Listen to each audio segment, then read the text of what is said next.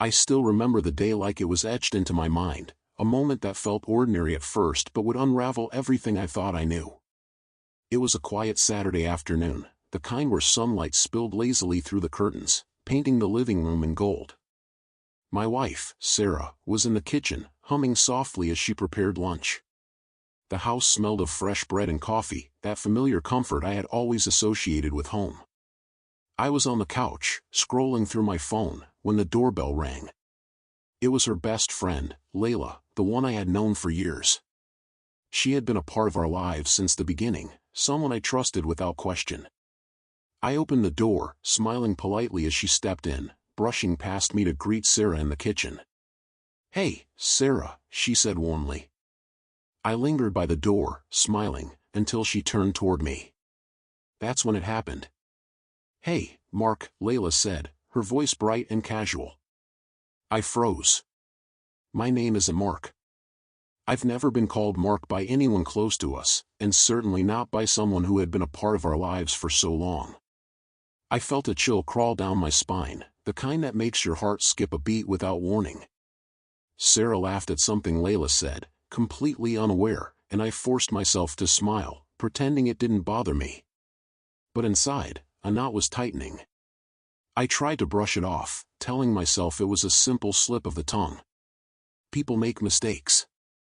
Maybe she had just been distracted, tired, or thinking about something else.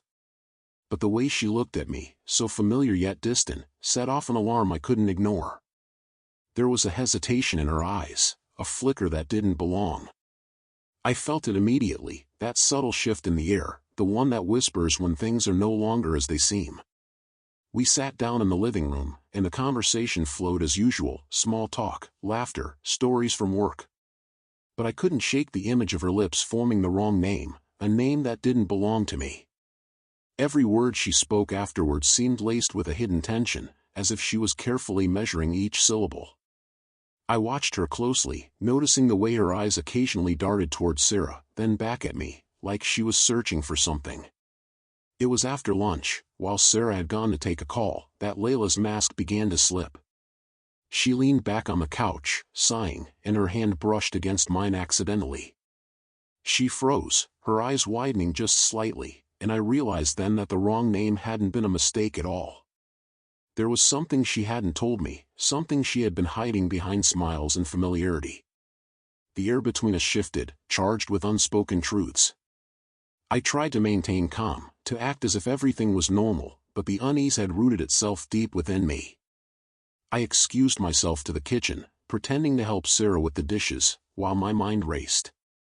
Who was Mark? Why had Layla called me that? And most importantly, why had she done it in front of my wife? The questions piled up, each one heavier than the last, and I felt a weight pressing on my chest that I couldn't lift. When Sarah returned, everything seemed perfectly ordinary to her. She laughed at a joke, poured herself a glass of water, and leaned casually against the counter. But I noticed the way Layla's eyes flicked toward her, a subtle recognition that made my stomach turn. I wanted to confront her, to demand answers, but something told me to wait. There's a strange clarity that comes in moments like these, a whisper in your mind that says the truth will reveal itself if you let it. The following days were worse. Layla visited more often, and each time, I felt the same pang of unease.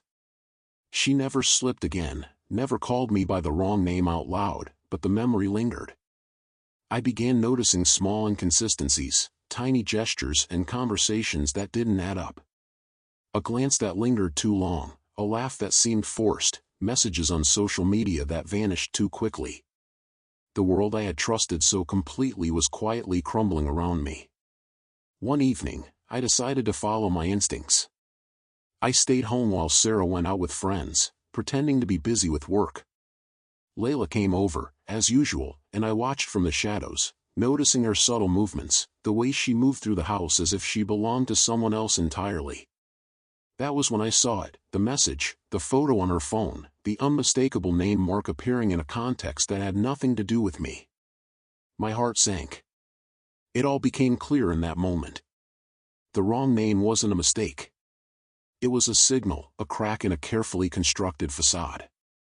Layla had been living a double life, one that intersected with ours in ways I couldn't have imagined.